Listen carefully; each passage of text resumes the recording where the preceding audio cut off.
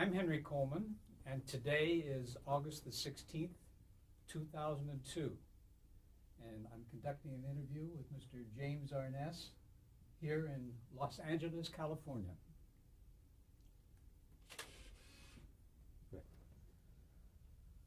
Okay, well, Jim, it's so nice being here.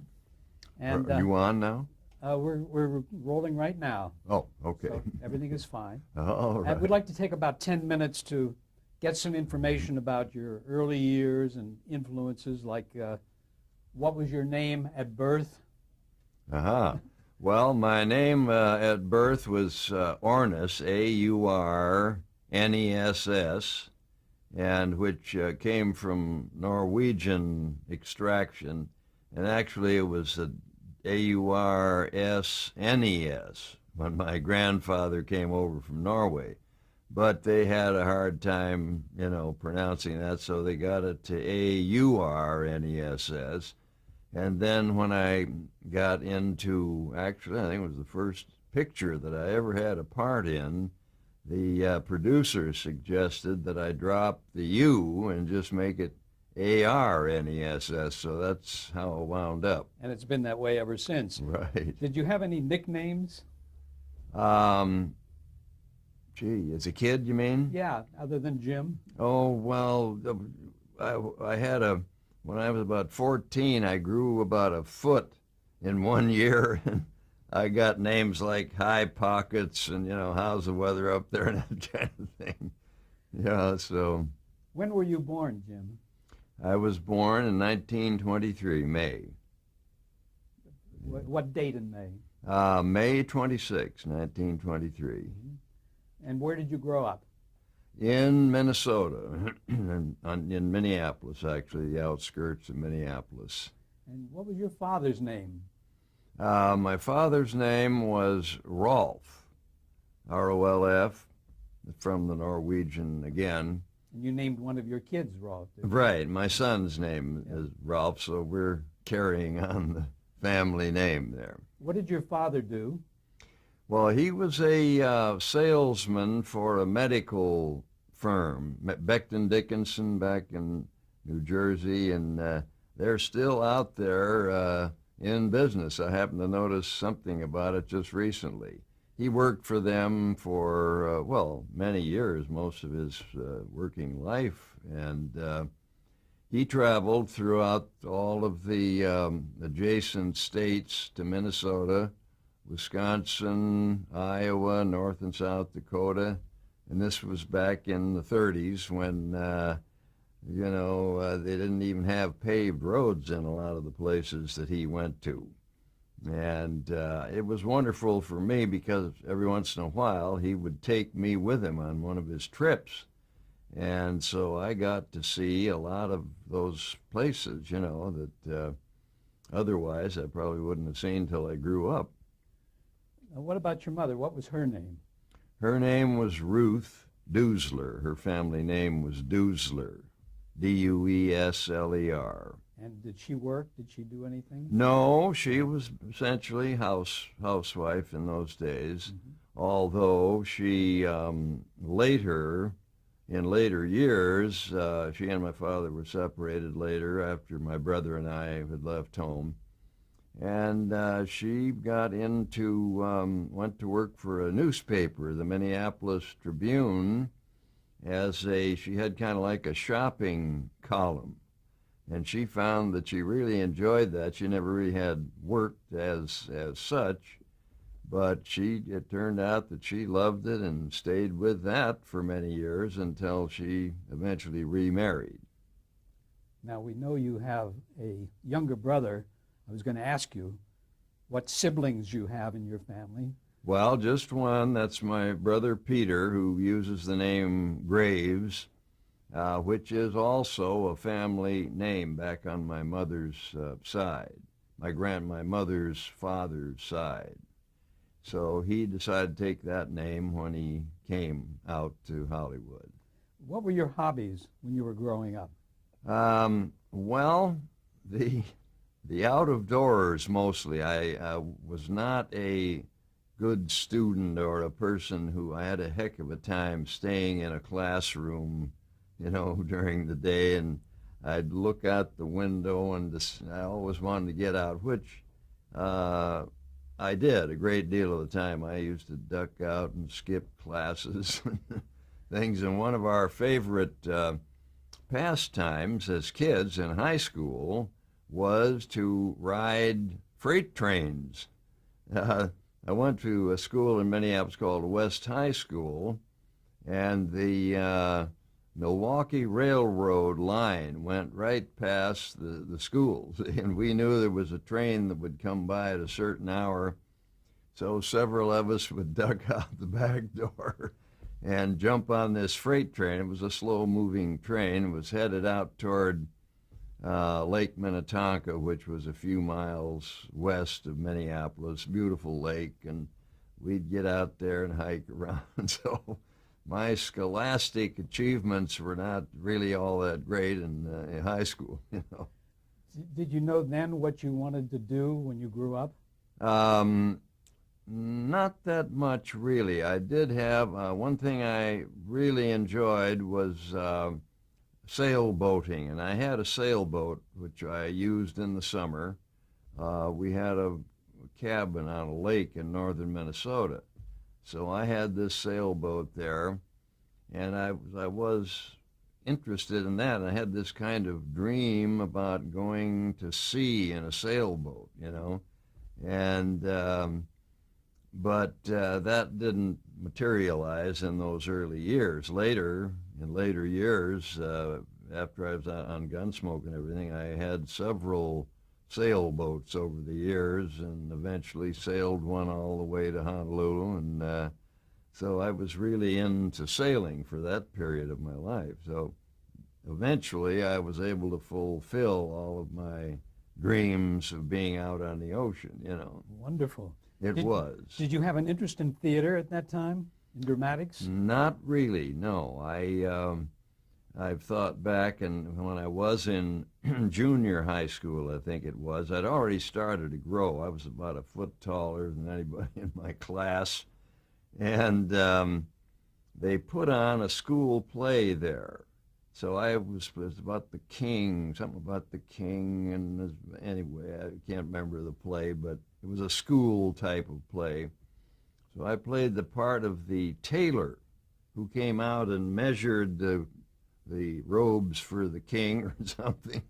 So I had this tape measure, and I put one end down on the floor, and I reached way up, and I had this little dialogue scene with the king and all. And man, I got a tremendous audience reaction out of that, see? Did that start your thinking? It just, well, not really at the time, but it stayed in the back of my mind because people loved it. It was the hit of the show, see? And we did it for a number of nights, I guess, there. And I always remembered that because I think that was undoubtedly the first time that I ever would have thought about, being an actor or anything like that, which I did not pursue at that time at all. Now, you mentioned the name of the high school. What was it again? West High School. West High School. Which is no longer there. They took it down some time ago. When you graduated, did you go to college at that point? I did. I went to a little school in Wisconsin, Beloit College. It was interesting because I had a pal in high school who was kind of like I was. We were guys who wanted to be out on the road and out of class and so forth. And he was about the same kind of a student as I was, which was not that good. So his mother and my mother got together because they wouldn't let us into a place like University of Minnesota, So they've heard about this little school down in Wisconsin. They took us down there, and they had to talk hard and fast, with the dean to get us admitted there. And, of course, this was right at the beginning of World War II. It was in actually 1942, I believe. Let me think here. Probably the fall of 43, I think that was it.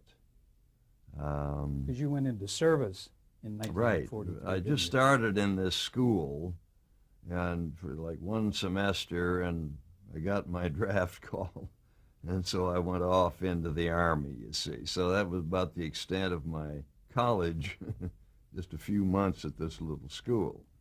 I don't want to pass by your World War II service without talking about what rank you were. You were in the infantry, weren't you? Right. Tough Right. place to be. No. And you were a sergeant? No, I was a buck private. Oh, you were? Oh, yes. I was drafted into the Army while I was going to Beloit. And, of course, I was actually enthused about it because I knew I wasn't going to get anywhere at Beloit College.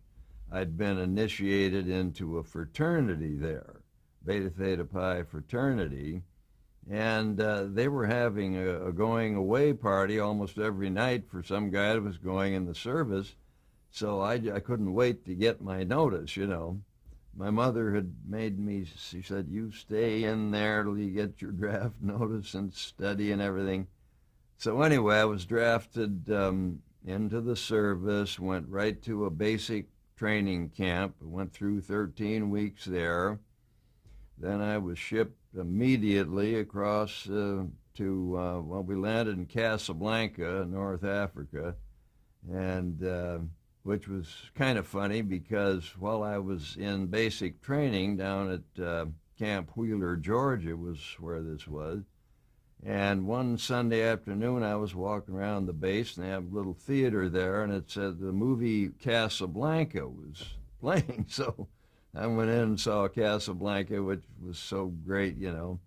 So we went across the Atlantic in a big convoy, and we wound up landing at Casablanca. So I was going to look around for the Rick's Cafe and all that. Well, it wasn't like the movie, believe me, you know. And so anyway, then we were shipped out of there right away over to Italy, and I was shipped immediately up to join, it was the 3rd Infantry Division. And you were in the Battle of Anzio, weren't you? yes, they trained us right there in Naples to do amphibious landings and all of that, and the next thing we knew, we were on the beachhead at Anzio there. And you were wounded. Pardon? You were wounded and got a Purple Yes, Heart. I was wounded there. I was there about 2 weeks, and then I got hit in the leg, and it was serious enough that it got me shipped back home. So I felt very fortunate to have been, to get out that lucky, and you think of all the guys who didn't, you know. Well, that's all was stayed in my head. Of course. Do you remember when you first had an interest in acting? Well, the actual story was that I came home, actually while I was still in the Army Hospital, which was down in Clinton, Iowa, Schick General Hospital. And my brother Pete came down to visit me. See, Pete was 3 years younger than I was, and he had just gone into the Army. And Pete was a good student in school, plus the fact that he had an orchestra. He was a great musician and had his own band, and he was playing professional dates and that kind of thing. And so he came down to visit me while I was in the hospital, and my mother had made me promise to try and get into the University of Minnesota. They had a whatever they called it back then. It was a 2-year school, like a junior college or something. So I tried out for that, and Pete had told me, he said, well, take a course in radio announcing because it's, and radio acting and all of that. He said, it's not too hard and you might have some fun doing it. So I looked up this class and signed up for it and found that I really enjoyed it. And I flunked out of all the other courses, English or history and mathematics and all that. But, and I knew I was on my way out, and I told the professor, who was a very nice guy, and he was actually the manager of WCCO in Minneapolis, which was the big CBS outlet there. And he said, gee, you do well at this kind of thing. He said, I would recommend going to this little radio school downtown Minneapolis and follow this through and see how you do. You might find that this might be a profession for you. So I went over there to this little radio school, and again, I enjoyed it, had a lot of fun doing it.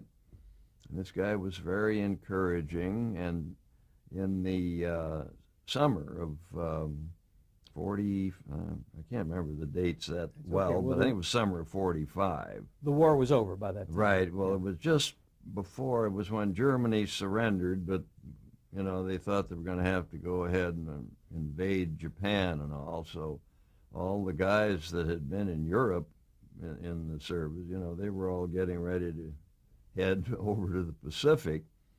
And at any rate, I found myself getting a job at a radio station there. This guy that ran the station was able to get me a job for the summer, replacing the regular announcers as they went on vacation. And I really enjoyed that and found that I did well. And I was looking ahead, I think, to having a career right there in Minneapolis in radio, you see. And then what happened was that a friend of mine, a boyhood friend that I'd grown up with, came home from the service. And he had been out here in California. And he had become good friends with a guy from Santa Monica who was a lifeguard, and he worked as an extra in movies and everything. So he had this friend of mine all pumped up about going to California. He said, we can go out there, get a job working as extras, and this guy can get us in and all. So I left this radio job. I told the guy I was leaving, and he just shook his head. He said, boy, you're making a bad mistake here. He said, you could work into really good radio job here in town. But anyway, I took off with this guy, and we came to California and met his friend, and we actually, under the advice, I think, of this guy's mother or something, she had been in part of a film crew or something, and she said, well, you ought to go to a acting school and learn a little something about it, you know. So we wound up going to a little school called Bliss Hayden Theater. I don't know if you remember that. I've heard of it, yes. Yeah. And it was really great, had a lot of fun there, and I wound up with a part in a play. Just shortly after I'd gotten there, it was run by Harry Hayden, who was an old-time character actor, and so he put me up on the stage. I was playing this part, and an agent saw it one night, and he said, asked me afterward if I had an agent. I said no. So he said, well, let me take you to on an interview tomorrow. So I went with him over to RKO Studios on this interview, and wound up with a part in this picture. It was like providential, you know. I just came in out of nowhere, and they were making a picture called The Farmer's Daughter, about this family of farmers, Scandinavian farmers from Minnesota. Now, right up your alley. I don't know how this ever happened to time out, but I wound up, I played one of the brothers of Loretta Young in this picture, and it was a great experience. That was, you would never find a more wonderful company to work with, and the people, and it was first class. And you know, I wound up doing that, and that was when I really began to think of maybe I ought to hang around here and try to, you know, get something going in the business. That picture was The Farmer's Daughter, right? Yes. Mm-hmm. And she wound up getting an Academy Award for it, and yeah. Did they type you initially? Were they trying to cast you to a type? Well, the first, I'd say many of the early jobs that I had was playing heavy in part of a gang or something, and my size actually worked in my favor, and I think I got a lot of work just because of my size, you see. Because as part of a gang of heavies and all, I had the height, for it. So I wound up getting regular work pretty much for the first several years that I was in the business. Were you surprised at that? Well, I wasn't. The thing is kind of hard to explain, but with me, excuse me, I never worked, I'd say necessarily worked that hard at it. Things just say, I'd been married in the meantime and had gotten a family started, and things just came along. I had the same agent. He was a little guy by the name of Leon Lance, and he was a real cute little guy. He spoke with a thick sort of Hungarian accent. He was from Hungary and came over here just before the war, and everybody loved him. So he had access to offices and places around town that maybe some other agent wouldn't have. And he wound up getting me in the place I went into one day. He said, I got an interview for you over at RKO in Culver City, and there's some guy's doing a movie. Well, he took me over there and he ushered me into this office, and here was John Ford. And he looked me over for a couple of minutes. I wound up getting a part in this movie that he was making at the time. It was called Wagon Master, and I had a good part in that. But these kind of things just sort of came along. I didn't have to hunt them down, really. The thing sort of providentially came along. I want to mention the movie The Thing, because you played a very interesting character in that. Right. Tell us. Yes. Well, that was during this period when I was working, and I was glad to get anything that I could, And that turned out to be good, because I got a lot of publicity out of it, and people began to know my name a little bit. So overall, that worked out great, I recall in the research, they talked about a very important meeting that you had with one of the biggest stars of the time. This was in 1952, the interview you had with John Wayne. Right, right. Tell us about that. How did that happen? Well, actually, I was in a little play in Hollywood, in a little theater called the Players Ring Theater. I don't know if you might have been familiar with that. It was a kind of theater in the round, where the audience sits all around you and you're right out in the middle of the stage.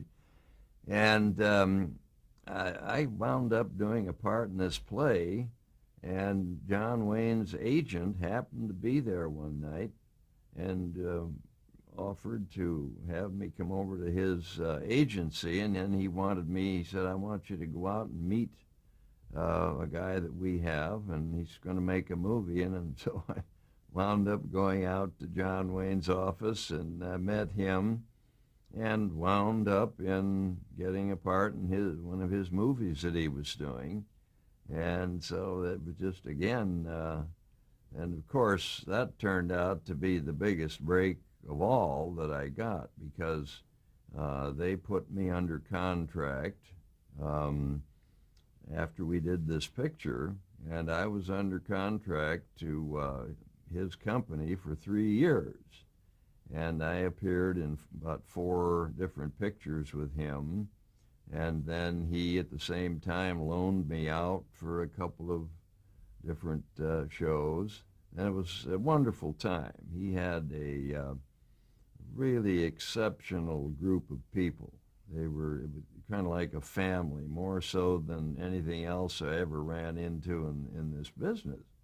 You felt like you were kind of a member of a family there. What was he like personally, Jim? Well, he was a great guy. He was a guy who was really work was his life. You know, really, he was totally committed and dedicated to work. He didn't take a whole lot of time off or didn't have much interest in other things. He just was a guy who was on the case year after year. But I was with him. They invited us out on several occasions to dinner parties and things. And it was the same thing. They were a wonderful, friendly group of people. So it was like working with a family situation. And I, of course, thoroughly enjoyed that. There were 3 wonderful years there. Did you later on find yourself perhaps using him as an example for anything? Or I mean, did he affect you in terms of your acting? Well, you can't help but learn from people when you're with them, you know, and he was a guy, certainly, he was such a dynamic character, you know, on the screen that when you're around him, you're bound to, you know, really admire what he's doing and everything. So it was a great experience being with him. We want to talk about television now. Do you recall when the first time that you ever saw a television set or a television program? Well, somewhere back in there, I did a live show. A live, you know, I don't know, I can't remember which one of those groups it was, like Philco Theater or something like that. And Lux Video Theater, maybe? That was one something like that, yes. Well, actually, I'd appeared in 2, I'm just remembering. One of them was, who's the company that puts out the greeting cards and so forth? Hallmark. Hallmark Hall of Fame, right? And they did these live shows. And so they put me on playing William Tell. I think that was my first experience with live television. And it was interesting because I was in practically every scene playing William Tell with his son. He had to shoot the apple off. And I was playing a scene with about 3 pages of dialogue, and they were cutting me at the waist. And while I was playing this scene, they were taking my pants off down below and changing into something else. And this is all when the thing is going. There's no cutting, you know. No videotape. We're going to stop for a moment to change tapes here. Oh, okay. We were talking about you playing William Tell in a Hallmark program. Of course, they did a lot of live shows. Did you do any additional Hallmark programs at that time? No, that's the only one of those that I did. Then I was in one other live theater program like that. It might have been the Lux Theater or so. But I remember it was with Pat O'Brien, who was a wonderful guy. And I'd been in a movie when I was at Metro-Goldwyn-Mayer, People Against O'Hara. This starred Spencer Tracy. And I had a really good part in that movie. It had been the best experience that I'd had up to that point. And it was with Pat O'Brien, so I knew him. And he'd been very nice to me when we were doing People Against O'Hara, because Spencer Tracy was a very serious guy when he worked, you know. He didn't come in and say, "Oh, hi, guys," or something. I mean, he walked in and everybody hushed down. You know, they had a guy on the door announcing when he was coming on and so forth. Of course, it was fascinating to watch him work. You know, he's one of the great actors of the screen. And so I was extremely nervous having to play scenes with him, you know. And Pat O'Brien was so great because he always was very encouraging. He said, "Don't worry about it. He's not going to bite you or something." And he said, "You just go in and relax and play it. You're doing fine." And so he was great. Anyway, he starred in this live theater thing that we did too, and along with Ruth Roman. And so that was, I think, the only other live production that I was in. That might have been the CBS anthology called Front Row Center, because I see that listed in your credits. Well, that undoubtedly could be it, yes. How about your work on the Lone Ranger episode? You recall that? Well, that was way back in one of the very first jobs that I got, I think. The Farmer's Daughter was the first, but then somewhere in there, not long after that, I did a Lone Ranger there. How did you get that part? Well, it was through this same agent. He got me. I was with him for many years, and he got me all of the work that I got through those years. And so he's the one who, was able to get me on to the Lone Ranger and everything else that I did, Do you remember what role you played on that? Well, yes, sort of. I was a young guy who was kind of starting out on the wrong road. I was joining in with a gang of guys that weren't, too savory and all, and he liked me, and so he took the trouble of getting me aside and setting me on the right road, Did you have some scenes with Clayton Moore? Oh, absolutely, sure. What was he like? Oh, well, he was a very nice guy, you bet. I saw him, I think, years later at some Western get-together of Western actors and all, and mentioned that I had been in one of his shows and all that, Now, Gunsmoke happened soon after your appearances, like on Front Row Center. I think you went on the air September 10th, 1955. But let's talk about how you got that part, how you got the part of Marshal Matt Dillon. Well, at the time, I was making a movie, and John Wayne had loaned me out to this company, and this was a movie that they were making down in the Bahama Islands. So we were down there, and they started calling me, and I had heard that they were going to do this television show out of Gunsmoke. I had heard it on the radio many times and all, and I'd read about the fact that they were going to do this as a really big prestige type of show and all, and they were looking at a whole bunch of practically every actor in town, and but they hadn't called me or anything, so I was in this picture, and I had a pretty good part in this picture, and it was directed by an old-timer by the name of Eddie Ludwig. I don't know if you remember him at all, but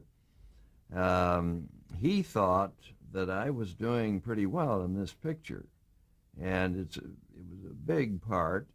And I asked him, I said, when they called me down there and they wanted to know how quickly I could be back because they had to test me for Gunsmoke and all.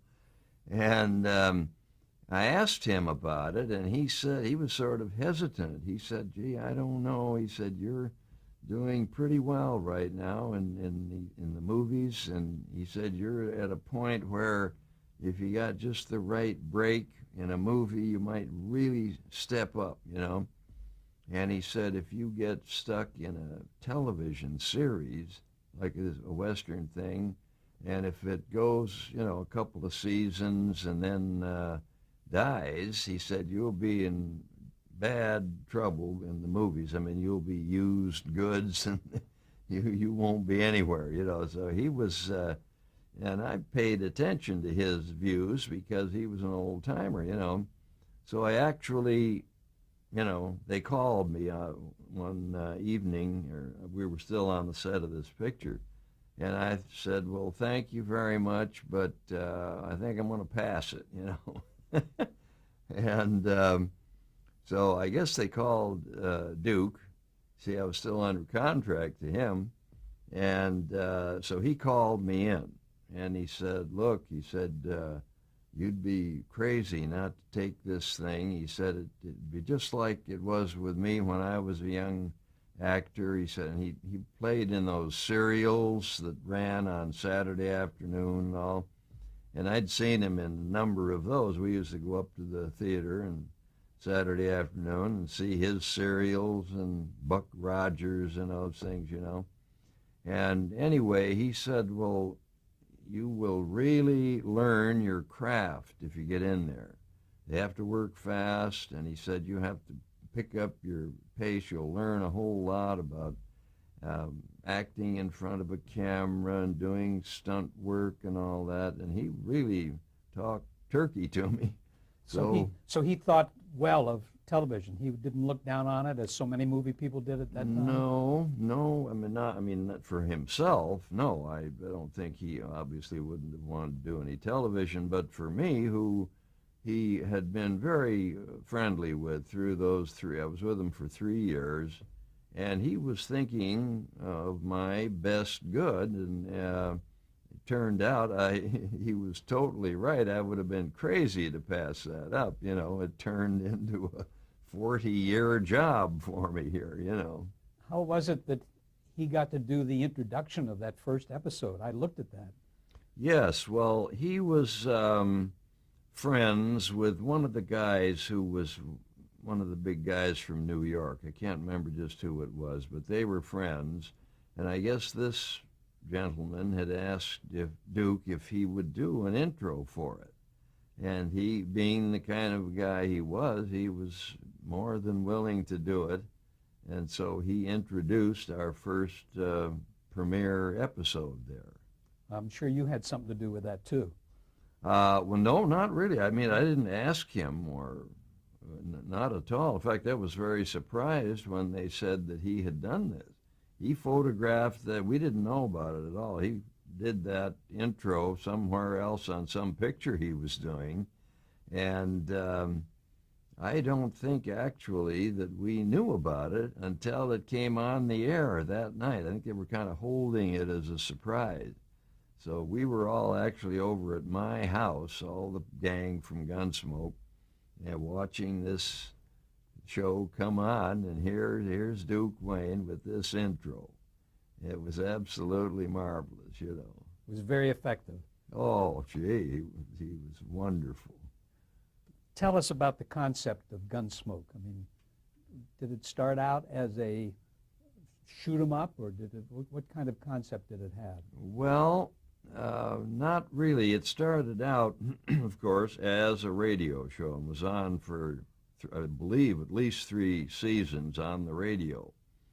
And it was conceived and put together by 2 guys. Really, one was the writer who created this whole concept, which was to do not a shoot-'em-up type Western, but a much more of a character study show. Much more, this term adult Western came in and was overused, but that the fact is that that's what it was, because almost every Western series that had been on television, you know, you had Hopalong Cassidy's and all these other folks who were slanted mainly at the kids, you know. And so when they came to do the television show, we used the scripts from the old radio shows for most of our first 2 or 3 seasons. So, my gosh, we had the whole thing laid out for us, and all we had to do was step in and try to play those characters, which were full-dimensional characters, you know. And I had thought, actually, when it started, I thought, well, this will probably be easy compared to some other being in a big movie or something. But as it turned out, suddenly found out I was having to play 15 pages a day, every day, and I found out I was ill prepared for that. So I had to really get in gear and study the character. And we were fortunate because when we started out, we only did 1.5 hour show a week. And so we would have a rehearsal on like a Monday afternoon or a read-through. We'd come in, sit down around a table, and we would read through and, offer our opinions about various things. And then we would shoot for 3 days, and then we'd have 4 days off until the next week. So it was great that we had that in the beginning because we were able to get used to each other, before we even got in front of the camera. And I think that had a great deal to do with it, and the fact that these stories were so well written that, we were lucky. I mean, to start with that kind of material, you see. Was Charles Marquis Warren the producer and writer? He started out as the producer, right. Mm-hmm. And I had been in a picture that he had done back in those years when I was doing various pictures, and he was he was thought of kind of as a young John Ford, I think. And so he came in and produced and directed. He directed many of the shows, I think, for the first couple of years. And then, his main interest was in movies, so he moved on somewhere else. Well, you listened to the radio show, you said, of Gunsmoke. Were you a regular listener? No, not really. Not before we did the show. I did hear it occasionally, but I wasn't necessarily, listening to it every week.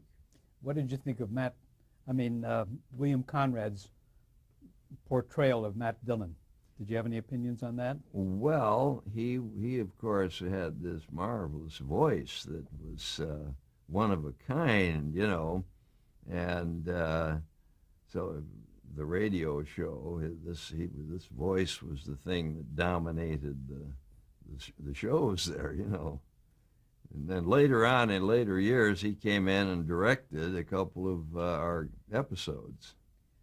Did you find yourself adapting the character to television as opposed to what you might have done on radio? Well, yes, it had to change. Of course, to bring it up in front of a camera, we had to do a lot of changes. And again, fortunately, we had great directors that came in. And so that was very helpful to have great directors that came in and were able to help us get the thing up on its feet, Give us a little description of the Matt Dillon character. Was he a loner? Well, I think that was an element of it, yes. What else? Pardon? What else would you say? Well, he was a guy, of course, who, in order to be that character, had to be totally dedicated to the job that he was doing. And, he had these relationships. You had the core family of Matt, Kitty, Doc, and Chester during that early period. Excuse me. That's okay. But you can edit that out, hopefully there. Now, Kitty was Amanda Blake. Right. And Doc was who? Milburn Stone. And he was a guy that had a whole lot to do with getting us off to a good start because, number one, he was a very dedicated actor, serious about his work and all. And number two, he had been born and raised in a little town in western Kansas back in the early part of the century. And I remember him telling us that when he was a boy there, he and his pals would be playing around in the streets of this little town, and these old timers would be sitting up on the boardwalk, whittling away and all, and talking about the very times that when Dodge City and other frontier towns were operating. And so he had that in his mind, and boy, he wasn't going to let anything get through that he didn't feel was authentic, see? And that's what he did, and he didn't hesitate to speak up and say, well, no, that wouldn't work because it's not the way it would actually have been. Turned out to be a great help, a major contribution to the early formative years. Setting the outline of what you had to do. Were there any kind of rules for Matt Dillon? I mean, the things he could do or couldn't do as a character? Well, he had to specifically obey the letter of the law, no matter what else was going on.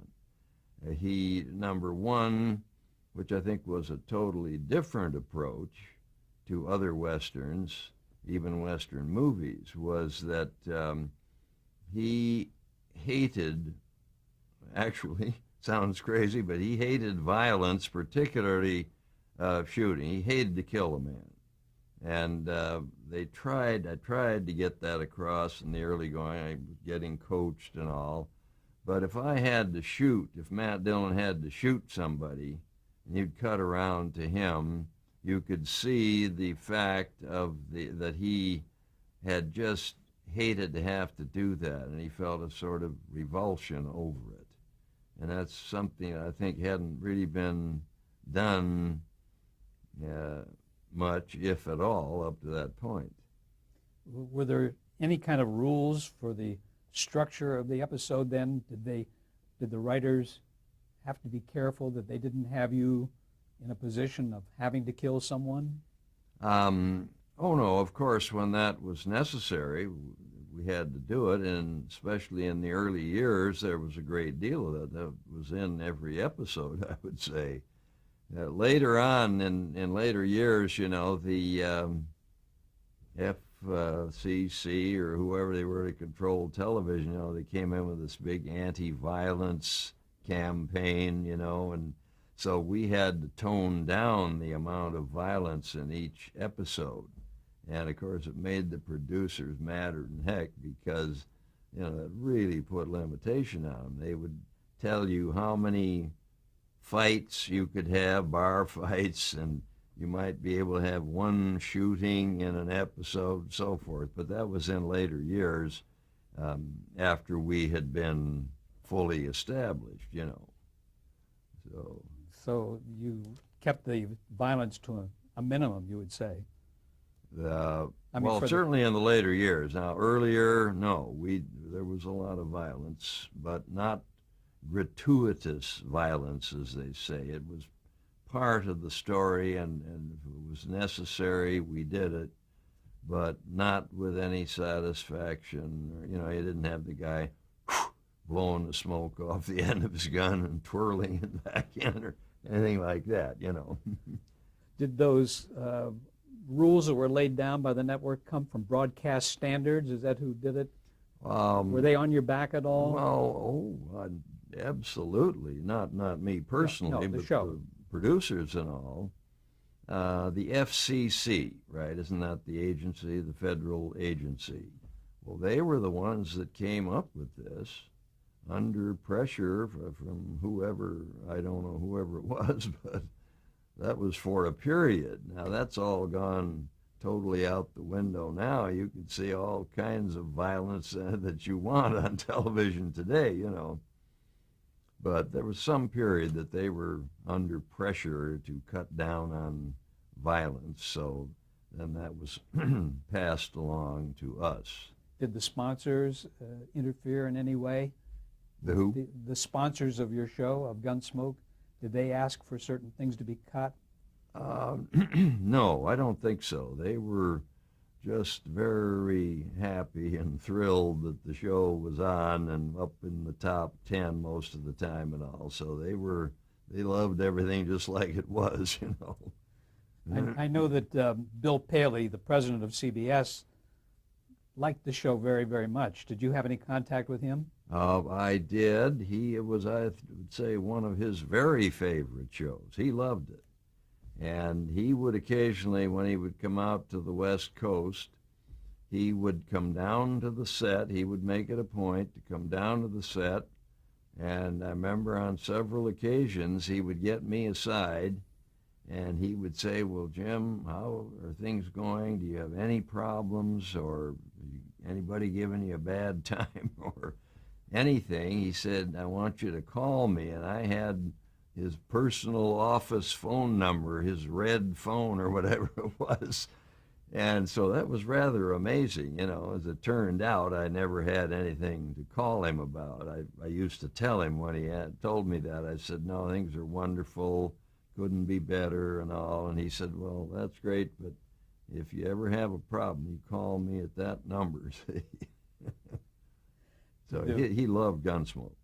Did the rest of the cast know that he had said that to you? No, I don't think so. I probably didn't. Let's talk about Matt's relationship with Kitty. It went so far, but then it didn't progress that much toward any kind of a romantic relationship. Right. I think they felt that, you know, you could only go so far with it, and then you'd have to change the character and nature of the show. I mean, if you had Matt and Kitty have an on-screen love affair, then, you know, they'd have to get married or something, and then, you know, you'd have a different show there. So they kept it sort of in that groove that seemed to work, because we used to get a lot of mail from people, particularly women, saying, why don't you get Matt and Kitty together more and all? And I think they always felt that, hey, that's the kind of mail that we want to get. We want to have them eager to tune in and see, and, you know, so they kept it at that level purposely, and I think it worked out awfully well, you know. Sure did. Tell us about working with Amanda Blake as Kitty. Right. She was a wonderful character. I mean, on screen, you know, I watch the old shows now all the time, every day. In fact, I got to be through by 12, but no, I'm kidding. Okay. But I can pass today anyway. But I watch them all the time now, and the interesting thing is that at least half or more of the shows that we did, 625 episodes, I think it was, I have never seen. At the time we made them, the first number of years we were on Saturday night, and I was out somewhere else, and on through the years I never saw, so it's a real treat for me to see today, look back and see the performances and the feeling of the family toward each other and all. And Amanda was such an extremely beautiful woman on screen. You know, she comes across as well as anybody ever did. And she also, which maybe I hadn't realized as much, was that she was a consummate actress herself. She had various shadings and ability to play a scene that I hadn't really focused on that much, because a lot of them were, if the story was with somebody else and I wasn't in it, you know, I didn't see it. But now watching these shows, it's a real treat for me to go back and watch her and also the other actors in the group. As I watch these old shows, I realize why it was that we stayed on for so long and were popular, had an audience for that length of time. Tell us about your relationship on screen with Chester, the Dennis Weaver part. Right. Well, he was on in the early years, and he went over like gangbusters, of course. And he was a trained actor. When the show had started, he, I think, had already appeared in Broadway plays and things like that. So he was a very trained and skilled actor. And they asked him to play this character, and they wanted him to play it with the stiff leg. So he agreed, and he was able to incorporate that into the character like he had had it all his life, you know. And so that was really interesting to see him able to do that, you know. And he became tremendously popular. He, you know, I think a large portion of our audience were people out, you know, between New York City and L.A. It was everybody else out there in the country that was really living with Gunsmoke, you know, and they loved Chester and Chester's character, you know. Now, he decided to leave in 1964. Was there a particular reason? Well, I think he had played the character now then for a number of years, about 7 or 8 years, I think.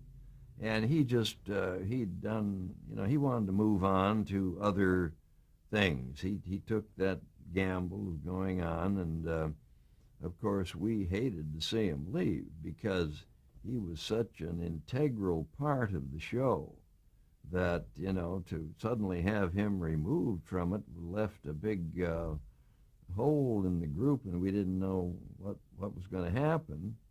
And of course we lucked out in getting Kenny Curtis, who was able to come in and sort of take that slot and play Festus, which he did then for the rest of the years of the show. But Dennis was, that character was so popular that he and I went on a lot of personal appearances in the early years. We went to rodeos and fairs and things like this all over the country.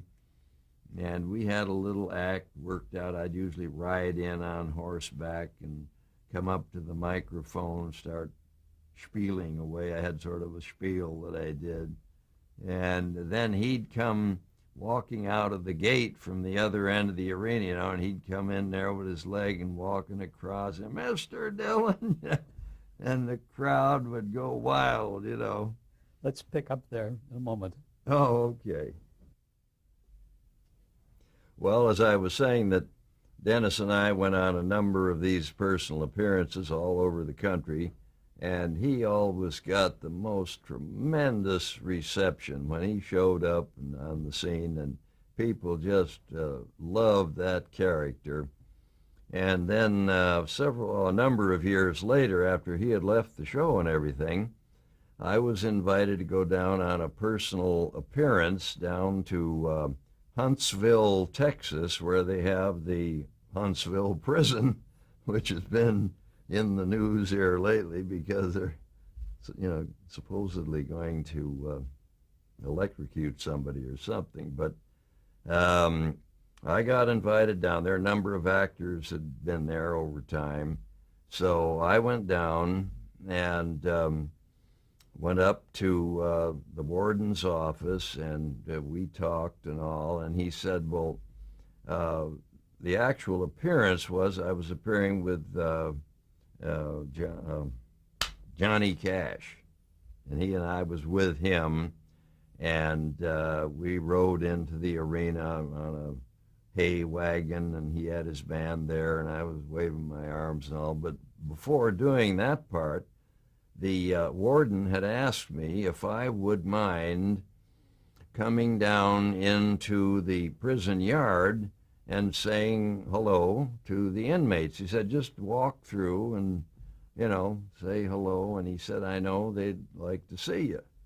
And I was very much in doubt about that, you know, because he wanted me to put my costume on and come down and walk through. And of course he was there with a couple of guards and all, but man, I walked out into that yard and there was several hundred guys out there, you know, a rough group, right?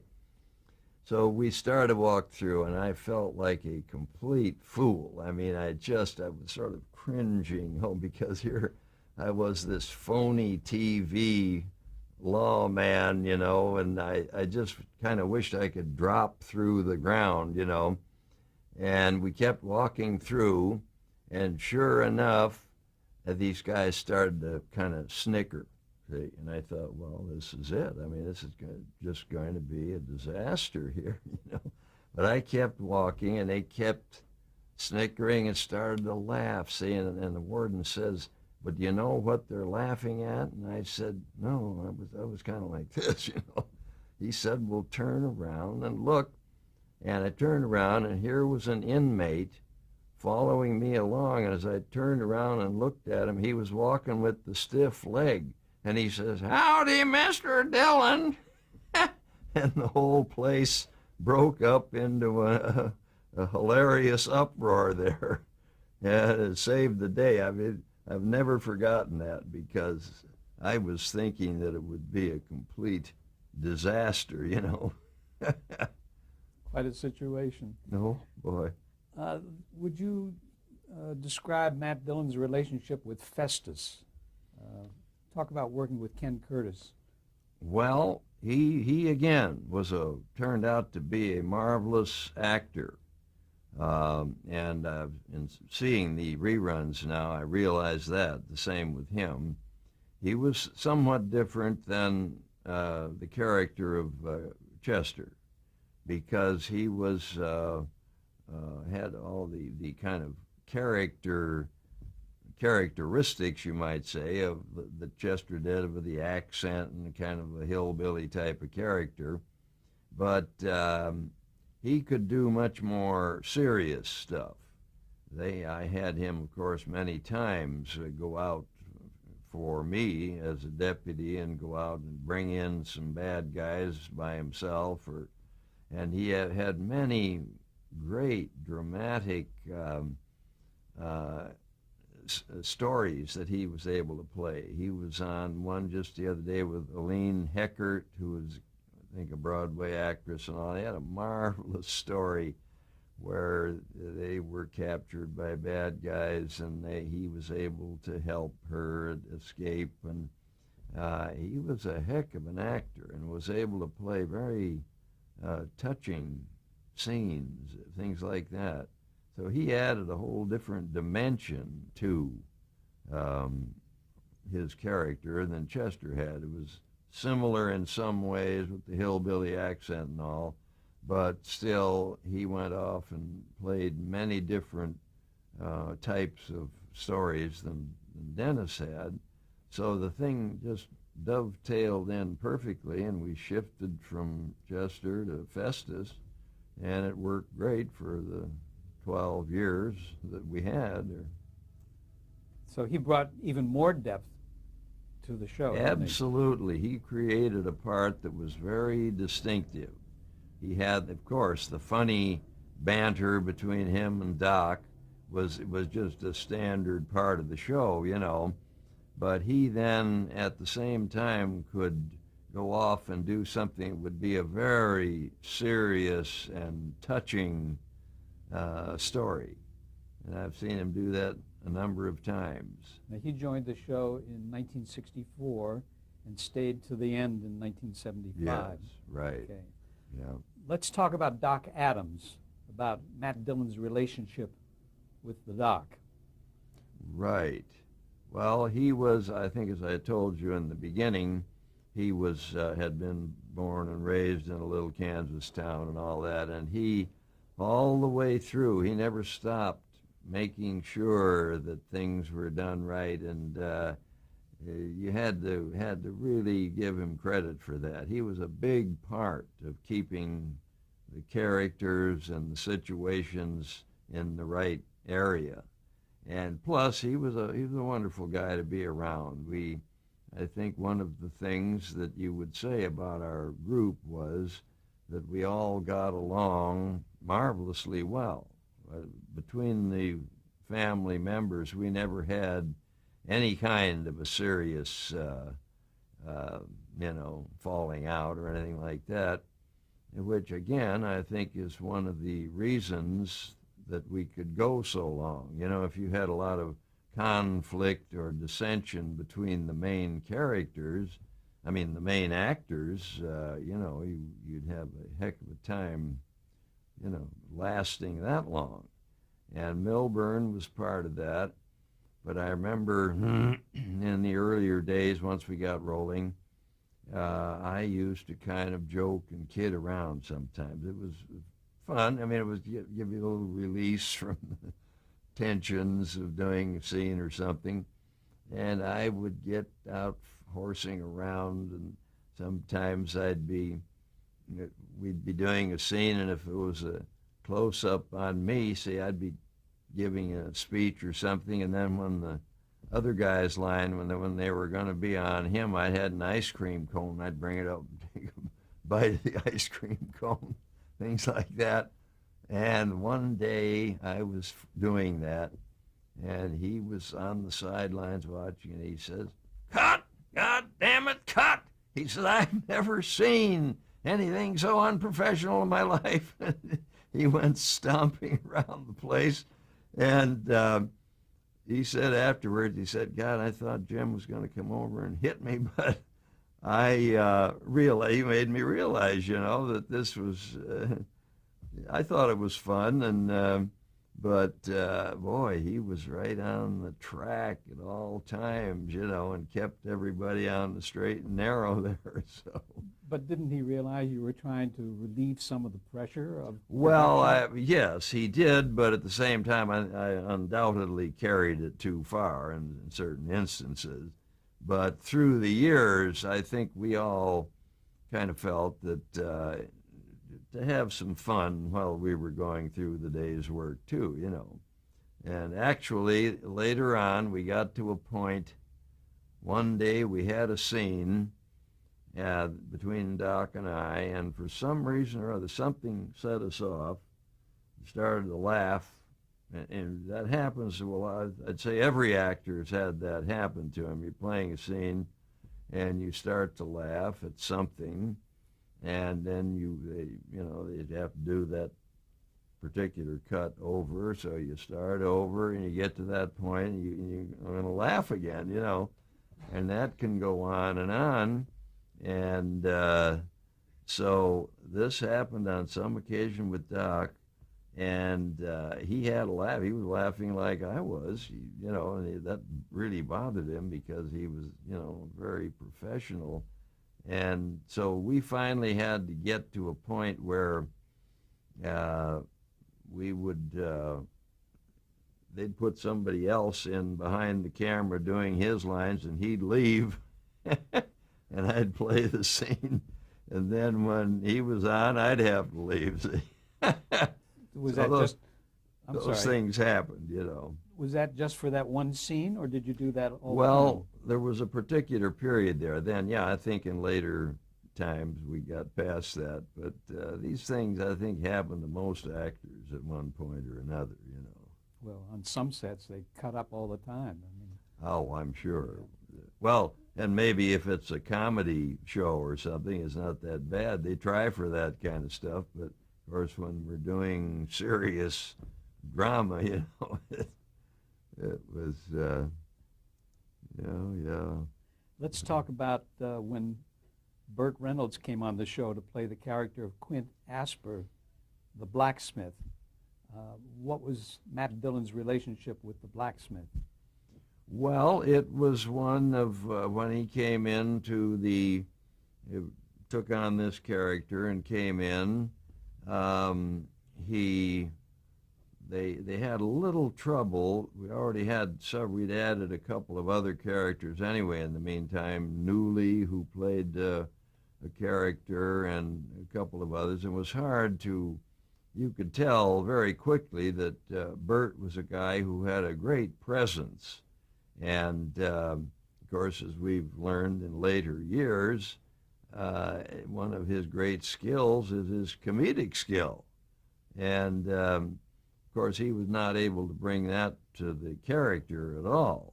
He had to be a very serious guy, actually, and he was playing a form of racial discrimination, so to speak, being a half-breed Indian and so forth. And he had to play that, so he couldn't really use his actually strongest point, which was his marvelous sense of humor, you know.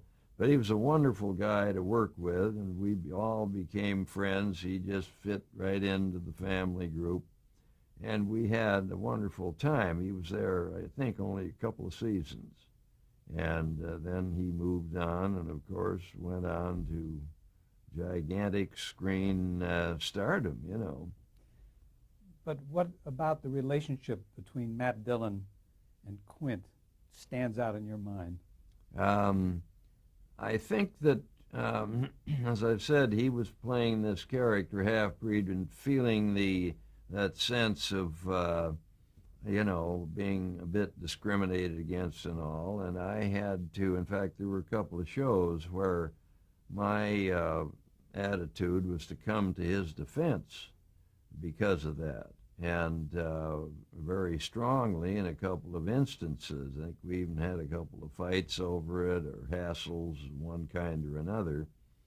But we wound up not having that many scenes to do together. Matt and Quint didn't have a lot of interaction between themselves. One of the other characters, so to speak, was Dodge City itself. Describe that locale, if you will. I mean, you duplicated that on the set, didn't you? You didn't actually go. Right. We had the Dodge City street on a set over at CBS Studios there in Studio City, and so that we were able to do all the streets were actually interiors on a stage. But and that, of course, worked very well, because anytime it was the Dodge City street, we were able to do it on the stage and have everything right there and do it. It was a great time saver. But then, of course, a lot of the show took place outdoors, somewhere out in the boonies, and so we had to switch between things. Like, we'd probably have a couple of days on the stage, and then 3 or 4 days out somewhere in Thousand Oaks, or some outlying area. And then, of course, several times a year we went on distant locations to Arizona or some other place, And when you did that, did you shoot for just one episode at that time, or did you shoot scenes for a number of different episodes? Well, what we did fairly often was to do a two-part. I think that's what they tried to do, was to, when they went to a distant location, they tried to do a two-part show. So it'd be 2 shows, that they would do on the distant location. And so we did a number of those. Of course, they were much more expensive, so they had to budget these things in carefully. And we did, at the opposite end of the scale, we did some where the entire show took place right on the stage there. So the depiction of Dodge City, did the art director study history and make sure that he was accurate in terms of the stores and the people and everything else on the set? Oh, I think very much so, yes. They had that as authentic as it could possibly be made, I think. Yeah. Did you have any input on the storylines? Did you make any suggestions for stories out of your own experience? Well, not really to any great extent, because the stories, by the time they filtered down from upstairs, we had, at a certain point, they got a new producer who, named John Mantley, who did, I think, the last 12 years of the show. And he was a guy who was very talented, and plus he was like a compulsive worker. He just didn't want to let one little thing happen on that show that he didn't feel was the very best that he could do. And very often he would be upstairs in the editing room and at midnight, going over the thing with the cutter to make sure that every single little thing was just right. And of course, that worked greatly to our advantage. We knew that he was, whatever bugs might have been in a script, he'd have them out to the greatest degree possible. And he also was a wonderful, and our casting directors were great. We had, if you look at any of the old episodes, every character in it, it seemed like, was just ideally cast. And of course, I wonder where are so many of these people, they're wonderful Western faces and all. And you just don't see them on the screen anymore,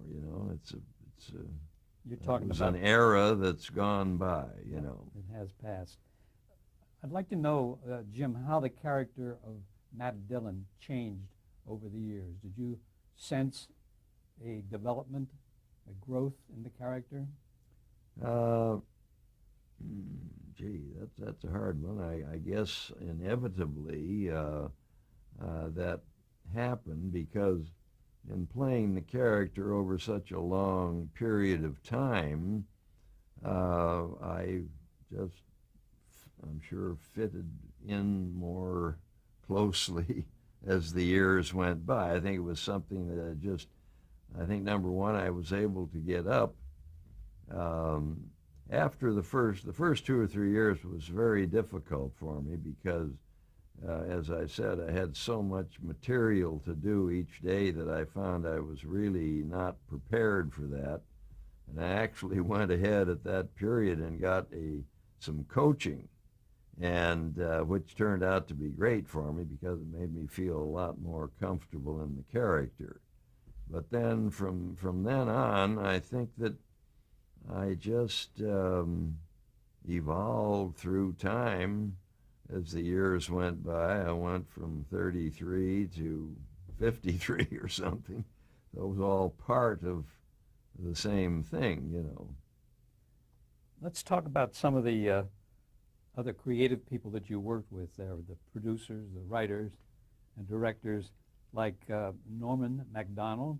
Just give us a one-line opinion. Well, Norman, of course, was partners with John Meston. The two of them are the ones that created Gunsmoke. I mean, they brought it out of the ether and put it on the page. This was in the beginning, in the radio show.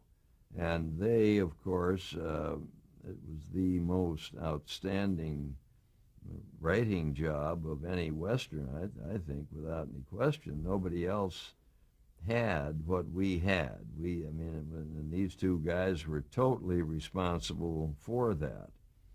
And then when they brought it to television, Norman MacDonald went into the producer's job there, and of course brought all his experience and abilities to the thing through those early years, and he stayed through the whole earlier period of the show, And then when the whole regime changed over to the Mantley regime and all, he went on and did, I guess, other things. But he and, John Meston are the two guys responsible for the whole thing, the concept and the characters and everything. Did the staff change for reasons that the ratings were not as good, or what was the reason they changed staff? I don't really know. I think they felt that perhaps they needed to go in a bit of a different direction. There was a period there when we went, first of all, from the black and white half hours, we went then to a black and white hour.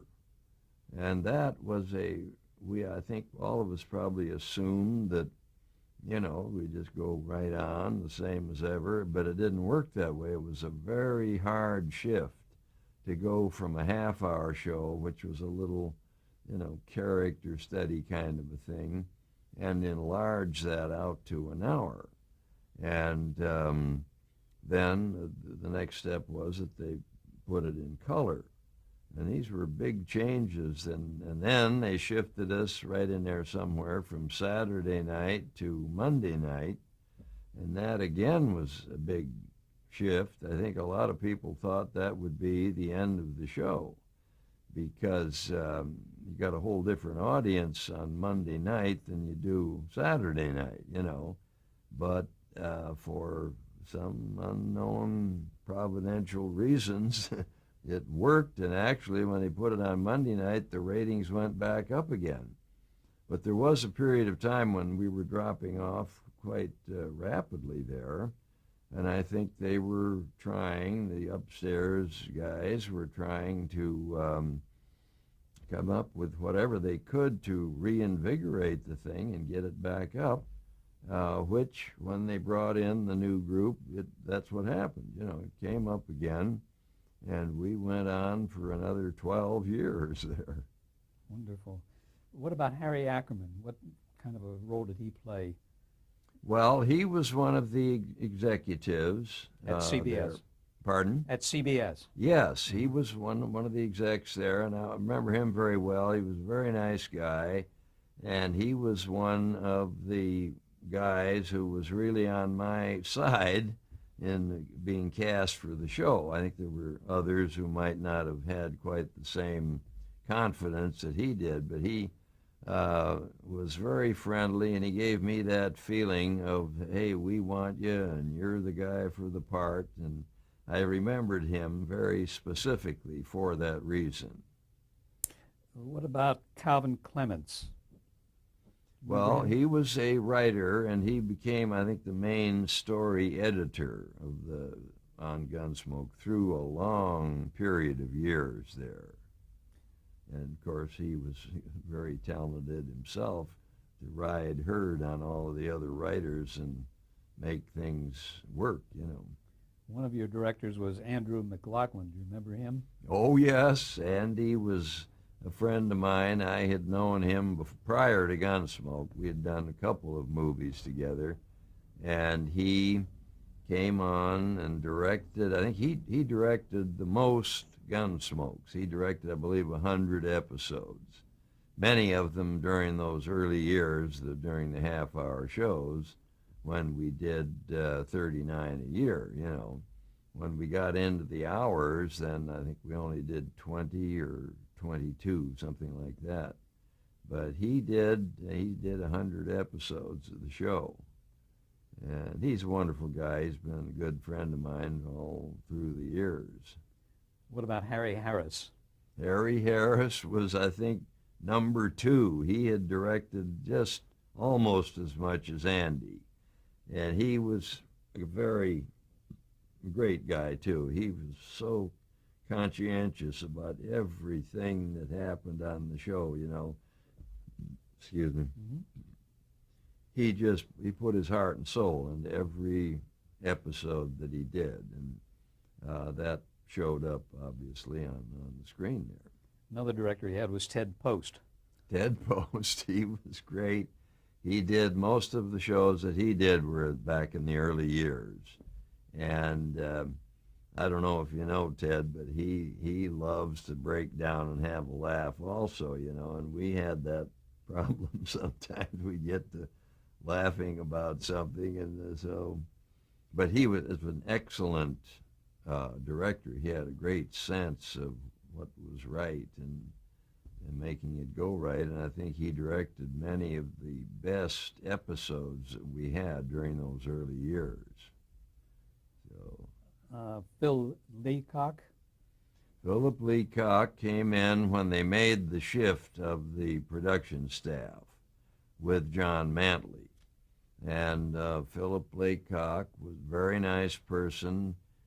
He knew very little about Western. He was an Englishman, you're out on me, and totally like that, you're out. And so when he came onto the set, it was, I think we all had a kind of a time, you know, we'd have a laugh and so forth, which of course was, he sometimes took it personally or whatever, but he was a very nice guy. And one time we were having trouble with, it was me and Doc playing a scene, and we were having this problem cracking up. And Leacock was producing at that point. He was upstairs, and everything just came to a halt. And he came barging onto the set, and he's talking, and he said, "I've never seen anything like this in my life," We made a big, huge scene out of it, which cracked everybody up much worse. See, the whole set just broke up. But as time went on, he fit very well into the thing, and he was a very good producer and director. He directed a number of shows and turned out to be a fine gentleman. You've heard the stories about New York actors coming to California and being asked, well, can you ride a horse? And they say yes. And of course they can't. Did you have any experiences with that with actors from New York who? Well, probably. I'm sure there were a number of them that didn't ride too well, but the thing I remember from the New York actors was that in the early days of the show, many times the main heavy that I would have to oppose, in the show, they would bring out, see, in earlier days, when you did a Western show, there was a bunch of good old boys that did all the Westerns. You'd see the familiar faces and all. But one of the major things that they wanted to do in Gunsmoke was to break away from that mold of just using the old Western actors. So that's when they started to bring in these actors from New York, who were a whole different thing, Can we pick up there in just a moment? Oh, sure. So, yeah, anyway, in the early days of the show, they made a very conscious decision not to use the group of old Western good old boys, and instead to be the main character that Matt Dillon had to oppose during the episode. They would bring in these New York actors. And in my mind, I compared it to what Matt had to do as the character in Gunsmoke when some new gunslinger would be coming to town, And in a sense, it was funny because these guys came in and played. They didn't necessarily play heavies, but they would play, although they did play heavies much of the time, but they also would be a character that I would have to contend with a lot throughout the show. And these guys were all, top flight actors, trained Broadway actors who'd spent years, And boy, I felt my own limitations with this. I also almost felt like in the show, the bad guy'd get off the stagecoach and I'd have to contend with him, And as far as the actors were concerned, I always felt that some actor was going to get off the airplane downtown and then be on the set on Monday, and I'd have to contend with him, So it was kind of a interesting comparison there, and I had that's when I began to feel actually very inadequate.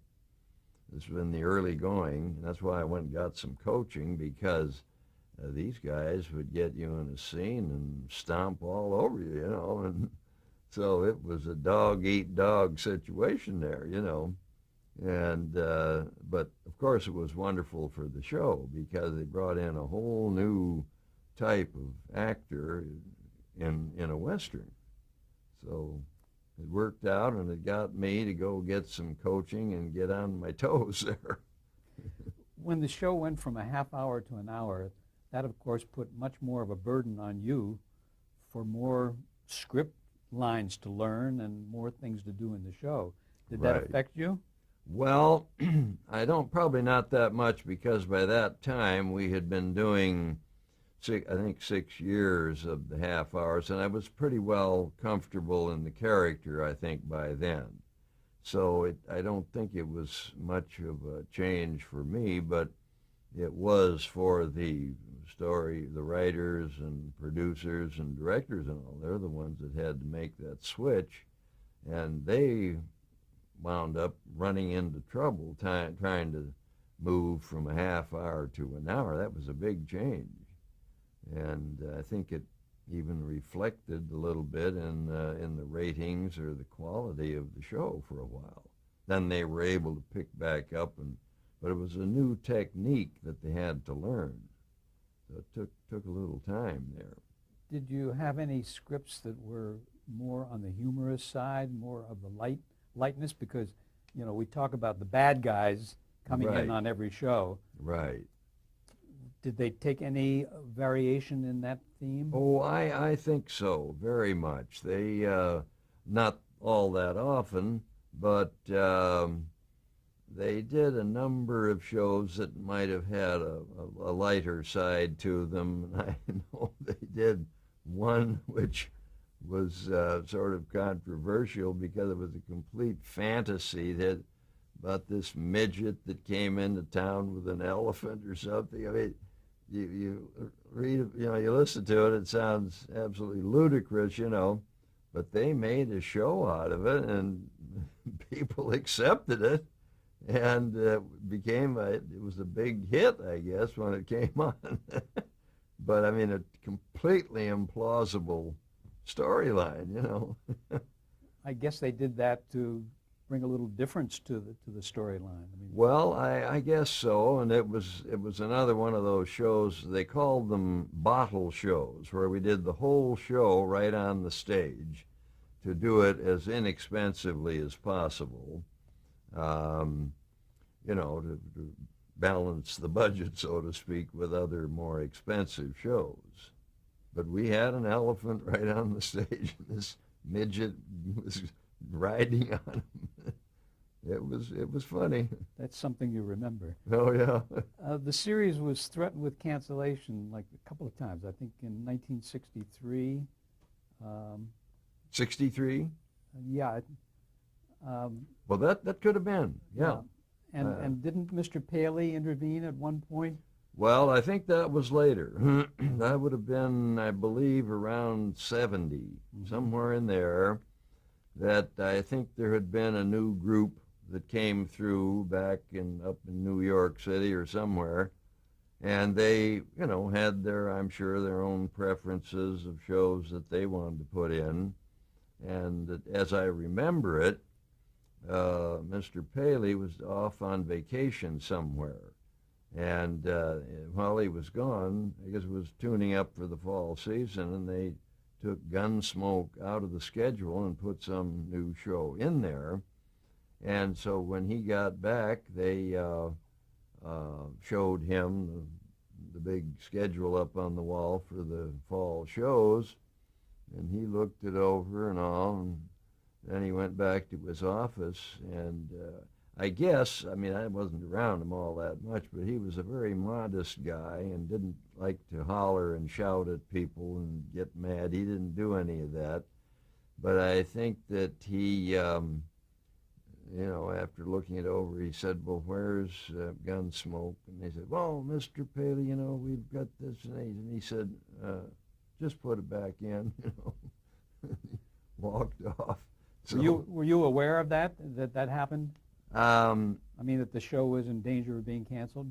Not really, no. I think that came as a total surprise. I remember there was the guy, I think, who was responsible for it was a guy by the name of James Aubrey. He had the nickname the Velvet Stiletto, is what they call it. And also the Cobra, too. Yeah. That was his other nickname. Well, he's the guy who was responsible for it, see. And so we'd see him, he'd come down and visit the set. He was sort of an imperious guy. No, I don't think anybody was too overly broken up and he got canned for that, you know. So I don't think he was missed by too many people there. Let's talk about some of the guest stars that you had. Memorable guest stars on the series, like Betty Davis. Yes. was one. At one point, this is after the new production staff had come in and all, they decided, I think this is one of the things that they decided to do as a major shift in the show, was to do shows that were more like anthology, so to speak, rather than focusing on the family group and stories that were built around them, but rather to bring in a character from somewhere else, or number of characters for the one show, and the excuse me, the family group might be hardly in the episode, you see, and so That couldn't have sat too well with the home audience, who was used to watching all the characters. Well, it was a risky thing. There was no question about that. But they tried it, and it did appear to work. It definitely did. It picked things up again, and they brought in people. Well, of course, Betty Davis, I think, would be by far the most famous actress, that they brought in. Do you remember that show, what it was about? Oh, yes, it was about, it was mainly between the Betty Davis character and Kitty. See, I had captured one of her sons, or been responsible for him getting hung or something. She had 4 sons, and they were bad, and so anyway, she was after me, and to do that, she captured Kitty and had her out somewhere, and she knew that would bring me in, and her intention was to hang me. You see, that was the premise of the story. And she was dynamite, of course, no question about that. And the interesting thing was that she and Kitty got along great. Amanda would tell us beforehand how she was just absolutely petrified at the idea of working with this great lady, But she said she was, number one, right down to earth, no monkey business at all, and that she she went out of her way to work well with Amanda and all, and it turned out to be a great show. And then, over time, there were a number of others. Gilbert Roland was another one. Who? Gilbert Roland. Oh, well, he was marvelous. I don't think he was brought in at that period as a major name, although he certainly was in earlier times. But I remember him so well because he was in, I think, at an earlier period maybe, and he had to be elderly at the point that he was on our show, but he was a guy that had so much pride and dignity, and he'd be off on the side, and he would be you could tell at his age, and all, he'd just be sitting kind of slumped back in his chair, but when they came to him and said, well, I think they're ready for you, Mr. Rowland, well, you could see him just come together, and he'd have his mirror, and he'd look and get himself, and when he stepped up out of his chair and walked over, he was this character, whatever it was. Boy, he played that character. It was fascinating to be around him. Another guest star was the character actress Fran Ryan. Do you remember? Oh, yeah. She was on? Oh, sure. Surely. She was actually on the show. For some reason, Kitty left the show at some point. It was way up toward the end. I think she was having a lot of trouble. She'd gotten into, she loved animals, and she had married, and I think she went to Africa and was involved in all that kind of thing. And I think she actually left the show, maybe with the idea of coming back later or something. But that's when they put Fran Ryan in her place at the Long Branch, you see. She became the proprietress of the Long Branch. And she worked. He was great. But that was only for a short time, wasn't it? I think so. I think Amanda might have been out, Well, it might have been the last year. She might have gone the 19 years and then left, though, for the last year. It could have been the way it happened. I know you're asked this all the time, but what are some of your favorite Gunsmoke storylines? Well, that's tough, boy. So we have 625, and believe me, there's a number of them. If I had to go through all of them, I'd probably pick 50 that would be ones that I would think were outstanding, you know. But one that was on not long ago was called Snow Train. It was a two-part.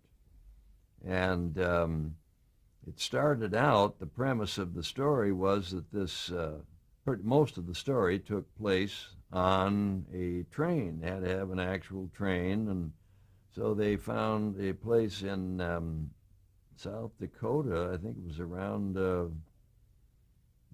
somewhere near Mount Rushmore or Custer. There was an actual train, and it had like 50 miles of track, and they took tourists on it and that kind of thing.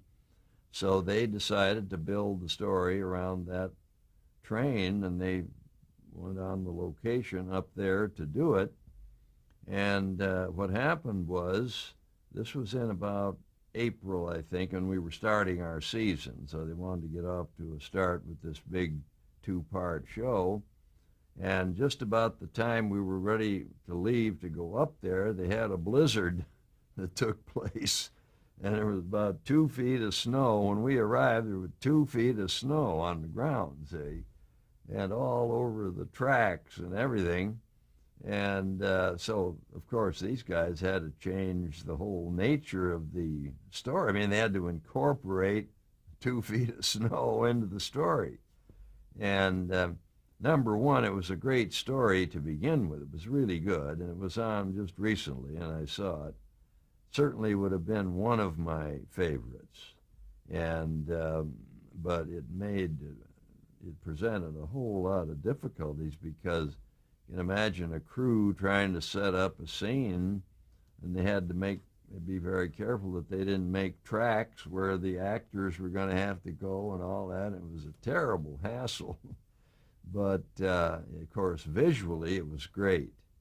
The story involved a tribe of Indians who were trying to get some of the people on the train, because these guys on the train presumably had given them bad liquor, and they were out to get these guys.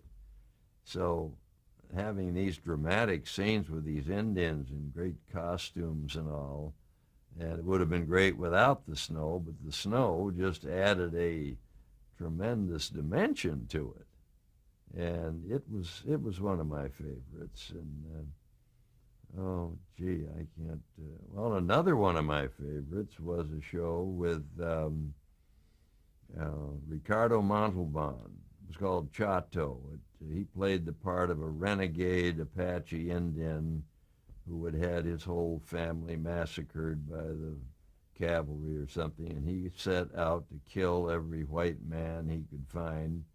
And I'm out tracking him. I'm supposed to bring him in. And we did it on location in New Mexico, Taos, New Mexico. And it was just a great story where, as I'm tracking him down, I do get him at one point. I arrive in the middle of the night, and I'm able to get the drop on him. And he has his woman with him. And she was played by Miriam Colon, who was a fine actress, stage actress and all. And it just was a great story, because as I get to learn about this guy, we become sort of friends during the story. I mean, I know I've got to bring him in, and he's got to hang for this, but I'm torn totally as to what to do and all. And it was on just recently, and there was a beautiful ending scene, but I don't know, when I saw it the other day, something had gone wrong with the final scene, because the end scene was, he'd always said through the show that he would never come in alive. I said, well, I got to bring you in, So I'm chasing him down through these rocky cliffs up there, and he's shooting at me, and I'm shooting at him, and he eventually winds up coming out on this high cliff above me, and he's standing there, and he purposely swings the gun around like he's going to shoot me, but the idea was that knowing that I would have the drop on him and shoot him, see. And something went wrong. I don't know, it hasn't been on for years, but part of that scene got dropped somewhere in the replay, and it was very disappointing. There was a little bit that got cut out somewhere there, because in the original showing it had a tremendous impact, the way this story evolved and all. And in other words, he knew full well he'd rather have me shoot him than to go back in, so he'd made up his mind to that. And it was funny because when we came to shoot this particular shot, we were down low in this canyon. The camera was down low, and he was up high on this cliff top, silhouetted against the sky. And it was in the afternoon, and I'm looking out there, and here coming behind him is a thunderstorm. A thunder and lightning storm was coming right up out of the background and was heading straight for us. And I got with Vincent McAvity, he was the guy that directed it, and I said, Vince, look at this. What's happening behind here? I said, get the camera ready. And he said, well, they got to do this, and do that. And they weren't ready. And this thing came up, and Ricardo was up there, and we told him, be ready, And they couldn't get it quite in time. But this thing came right up in the background of the picture. Thunder and lightning broke and everything. If they could have gotten that shot, it would have been all time. I mean, it was just too bad that it didn't work out that way, How dramatic. Oh, it would have been tremendous. It was great anyway. In the original version, I don't know, that something got clipped out of the very end there, but because it didn't have the power that I know that it did in the original showing there. But that was one of my very favorites. Another one, a two-parter, can't think of the name of it, but it's a two-parter with me chasing some bad guys, and we're going down the Rogue River in Oregon.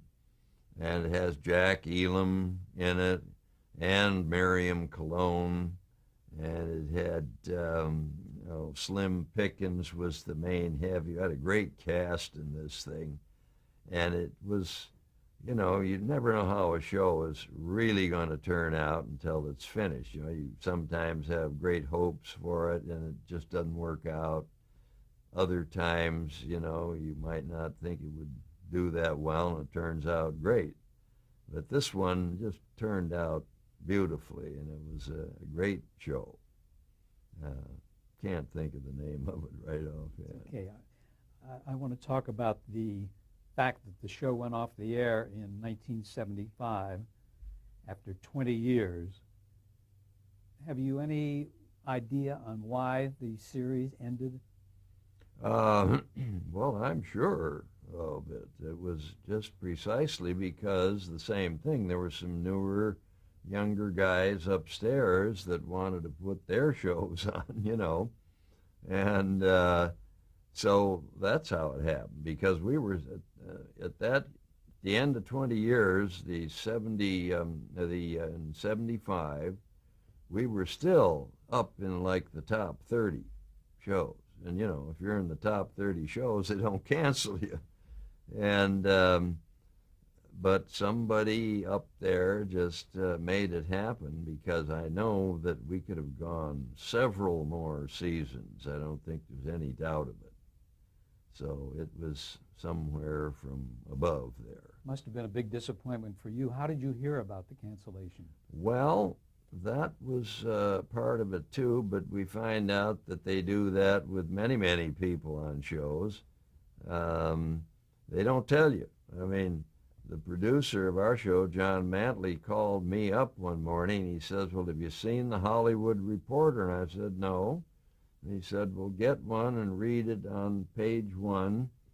And anyway, it was just a little box thing at the bottom saying Gunsmoke is canceled.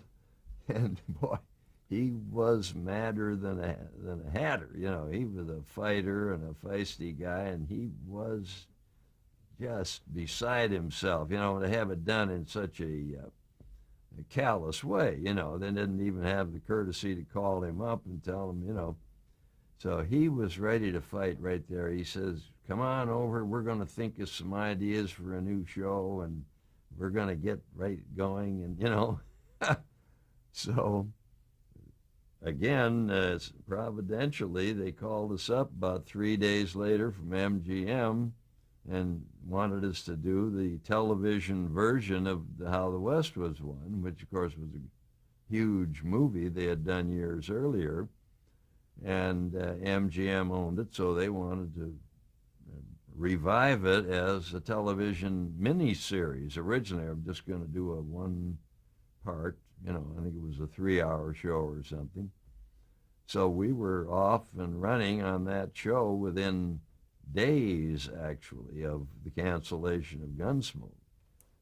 Of course, that turned out to be a tremendous hit, that first episode. And so we got a big kick out of kind of, you know, I think CBS had to feel a little odd about that, you know. It was justice, wasn't it? Oh, God. And we killed whatever show was on opposite us on CBS, we killed it anyway. So, that was the McCanns. Is that what they called it? They called it the McCahans later, because after the first episode of the mini-series thing, they decided to go on and make a whole bunch more, which is what they did. And so it went on actually for, I think, 3 years. On ABC television. Yeah. And that show was hard work. Boy, I mean, Gunsmoke, over the years I had it worked out so that I'd have time off and things. But on this show, we were out all over the 11 western states all the time, from sunrise to sunset, and then half the time shooting night for night. And, you know, it was hard work, you know. Does that mean you were doing more action? Were there more stunts for you to do? Yeah, there was more acting. I loved the character, though, because it was a complete opposite from Matt Dillon. This guy was a wild mountain man kind of a guy that lived strictly by his own laws. You know, he didn't have any concern for the law as such. You know, he was his own law, so to speak. So it was a great character to play, but it was just a tremendous physical workload. And actually, I had a bum leg that was developing and getting worse, and they were ready to go on for, you know, several more seasons, as far as I know, but I actually had to quit because I had to have an operation on my leg. That character that you played was called Zeb. Zeb, right. I think that's what they called the show after, was the McCahans, and I played the character of Zeb McCahan. And how did it go from the McCahans to How the West Was Won? Well, it went in reverse. When they first brought the thing to us, the first season, this mini-series, was called How the West Was Won. Then when they decided to go on and make it into a continuing show, they changed the name to the McCahans, so that they'd get away, I guess, from that other name. And John Mantley was there too, wasn't he? Oh, they brought him. He and I came together. We were a package deal, and thank God, because he did a marvelous job with that show. His whole heart and soul, and particularly urged on because of the way he felt he had been handled by CBS, you know.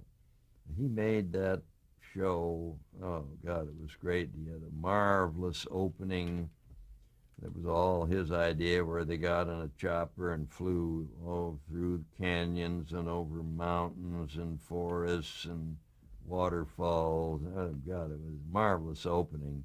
Then they faded into Charlie Russell paintings. That was kind of the opening of every show. And he got his whole team of writers to come in, and they did great shows. And MGM, they weren't worried about budget. Man, they put top dollars into this thing, and the whole show was made out on locations. We had very little on any sound stage. So it was a tremendous physical workload. We're going to hold there and make a change in tape just for Okay. Jim, did you have a favorite episode of How the West Was Won? I think that probably it would be the first one, which was the mini-series, which I believe was 3 hours. And it was wonderful because we got together over at MGM, and or maybe we had one meeting for casting. Maybe that was done at ABC headquarters or something. And we had to cast the major roles, and one of them was Zeb's brother was a farmer back in Virginia, and he was married and had 4 kids.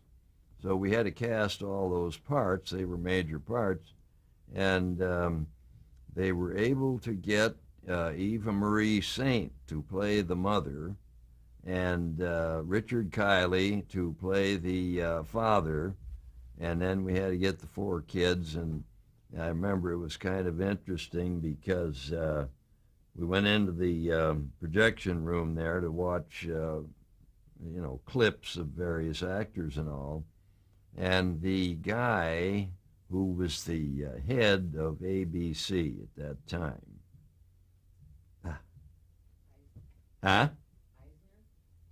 Michael Eisner. Well, he was sitting back there, and so we were seeing the clips of the oldest brother, who was a major part in the show. And so we watched about 4 guys, and they're doing little scenes from other shows they'd done. And I had the guy, to me, there was hands down, there was just one guy that would have been right for it that I wanted. And so when the scenes were done and the lights came up, Mantley was there, and he spoke, Eisner spoke right up, and he said, well, I like that second guy myself. And then there was just a pause for a minute, and I knew it was live or die at that moment, see, so I just said, well, I'm sorry, but I disagree with you. I want that third guy, who turned out to be Bruce Boxleitner. And he said, but anyway, he stood up and he said, okay, if that's the way you want it, and he went stomping out, see. But Bruce turned out to be a great choice for it. He was just right, and we did so many shows together. Now, you see, what they did on How the West Was Won, that to my knowledge has never been done before or since. They had continuing shows. They would start a show, but wouldn't complete it in this episode. They'd pick it up where the last one ended and then continue on. So you would follow one story for several episodes there, you see. And so for that reason, it would be very hard to pick one show anyway. But that first one that was done as a mini-series was really great. Eva Marie Saint, of course, was marvelous, and she left the show after the first year. And I think she liked the show, but she had other problems or something. She left, and then we were able to get Fionnuala Flanagan to come in and play not the same character, but played a relative or something, and she worked out great. And so for these other at least 2 seasons. We made about 20 hours per season of these shows, which were all over the 11 western states, and it was hard work. I never worked that hard before, or since. I mean, but it was worth it because it was just a wonderful show. We should mention that How the West Was Won, the miniseries, is ranked as number 5 of all the miniseries that have ever been done. I believe that's right. The ratings were so good on that show. Yeah. Oh, good Lord. You look at that long list, and there's a whole lot of shows that came in down the line from ours. It's actually amazing. I meant to ask you about how the blacklist affected you in the 50s when they were blacklisting actors from doing television shows. Did you have any experience with any of that? Did you have to sign a loyalty oath with CBS? Oh, no. That was all before then, I believe. That was in the 50s, wasn't it? The early 50s. Of course, I wasn't doing, that was way before Gunsmoke anyway. But as I remember it, that was in like early 50s. Well, you started Gunsmoke in 1955. Yeah. And that was still going on at that time. Oh, is that right? I hardly remember anything about that. It didn't affect any shows that we ever did that I remember of. That's good. Yeah, but that certainly was out there. Before we go too far, let's talk about McLean's Law, another Western. Well, no. McLean's Law was... Oh, no, you were a detective. Right. Forgive me, yes. Right. I should read my notes. Well, what happened there was that after they had to fold up How the West Was Won because they had to have this operation, and the doctor said, well, you're going to be down for several months. There's no way you could go back and do that show, running around like that. So that's when they decided to fold it up. But if it hadn't been for my leg, I'm sure they could have gone maybe several more seasons, So, but I did go in, have the operation, and I was off. I would have been totally unable to do a show for 6 months, I think it was anyway. And then CBS or MGM again came back, and they had this idea of doing a present day, at that time it was in the 80s, story about this police story about a guy who had gotten older and retired from the force, but one of his real buddies from his long years there had been murdered or something, so he comes back in and gets on the force, and that's what starts the series off. And it turned out to be a lot of fun. It was very strange at first because we were working out on the streets of San Pedro and other places, with cars going by and everything, and I'd always been working out in the middle of nowhere on horses, and so it took some getting used to. But after I got used to it, I found I was really enjoying it. And but when they first came over, I remember very well, Brandon Tartikoff, who was, wasn't he at ABC then, or NBC. NBM, or NBC. Was it NBC? He was president of NBC. Well, that's right. How the West Was Won was ABC. Mm-hmm. So he came over with, who was that other guy? He had done the big miniseries.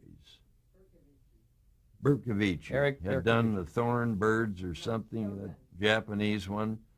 And so they had him. He had just produced the biggest miniseries of all time, or close to it. And then he had me coming off of How the West Was Won, and he put together quite a group there. And but when they were coming over to the house to talk, just my knee was still swollen up like this, But they said, well, we want to go right ahead with this. And I was trying to sort of low key the knee so they didn't say it was swollen up like a volleyball. I told the assistant producer, I said, you got to get me a Jeep or something so I can get from my trailer to the camera and things. I knew I wasn't going to be able to walk much, and I didn't know whether it was going to work, but it was amazing. We got out there and started to work, and I think it actually helped to bring the swelling down in this knee, because after we'd done a few episodes, man, I was up and ticking away, and it went great. So, and that show I think would have done well. Actually, it was a good show, had a lot of good people on it, but I think we felt that someone up there anyway wasn't all that enthused about it. There was some other cop show on or something, but we did one season of it, and it was a lot of fun. We got a big kick out of it. That was in 1981 and 82 that you did that. That's right. And then in 1987, you reprised the role of Matt Dillon with the first of 5 CBS television movies. Right. The first one was Return to Dodge. Right. That's right. And then over the years, you did 4 more. The Last Apache. The next one was To the Last Man, The Long Ride, and One Man's Justice. Yeah. Were they up to the level of the series? Were the quality of those? Oh, absolutely. It was harder, of course, for the people, the directors and writers and all, because we'd been a number of years away from the show. But they were all done by John Mantley, so we had him there to ride herd on the thing. And I think that most of them turned out pretty well. We got beaten in a couple of them in the ratings, and then we did really well against a couple other big shows. One with Burt Lancaster where he plays the Phantom of the Opera or something. Oh, yes. Yeah. And boy, we just topped that, and we had the top show for that week there. I think the last one we did was about 1993. And so I've always felt that we were in 6 decades, I believe, with Gunsmoke. I mean, 50, 60, 70, 80, 90, well, 5 decades. What a record. Yeah, a 50-year period there. Have you been doing any projects recently? No, I haven't. Of course, as far as doing a Western, there's no way I could do the physical part of it anymore. But, of course, they're not doing Westerns anymore anyway, so I haven't been really thinking about doing something else, Do you look back on your career, Jim, and remember any one single achievement? I mean, perhaps it was Gunsmoke, as a whole. Was there anything in particular, though, that you felt was the greatest achievement for you? Well, I don't know actually about that. I think my overall remembrance of my whole career, right from The Farmer's Daughter on, was that I've had a sense of some kind of, like, I don't know how else to put it except providentiality, something, because I was very much unlike most actors when I started out. I did not really heavily pursue the thing. I mean, I didn't really study acting and get in and do all the things that actors do, I just sort of went along, and a job would come up, I would do it, and then go on to something else. And I have always felt, of course I'm sure many actors feel that I was like the luckiest guy in the world to have had this career handed to me on a platter, and spanning a period of 50 years there. So it's just somebody's out there somewhere that was guiding this along, and with me almost protesting some of it, as in the case with Gunsmoke. No, I'm going to be a movie actor or something. But it's been a marvelous time. But you delivered too, and I think that's the thing that we can't overlook, that you were a kid in Minneapolis and you became a big TV star and movie star, Right. and that's a tremendous achievement. Well, it has been fun. Every minute of it's been wonderful. Have you, in looking back, any regret about anything? Relating to career things, you mean? Or No. the shows you did or anything? No, I don't think so. I've felt it's all been the best that I could possibly be for me. I know with many guys from series went and tried to get into movies and all, and of course only a handful ever went on to make big stardom in movies. Well, Burt Reynolds did, certainly. He was box office leader for a number of seasons. And he had Clint Eastwood, of course, and Steve McQueen. But I think that's about it, isn't it, that have made it big. And I have always looked back on that and felt, boy, I was so lucky just to get where I was on the show and then stay with it. Once I got on the show, I didn't have any fear. I don't think I ever had any desire to go try a movie or something like that. I just felt very comfortable with what was going on. So, I want to ask you, what would you say is the legacy of Gunsmoke? Well, I think it is out there as when you think about the television westerns and that period when there were so many on for a number of years, that ours certainly was the one that would, if you had to pick one, it would be Gunsmoke. And it's still out there. It's on every day and gets a large audience right to this day.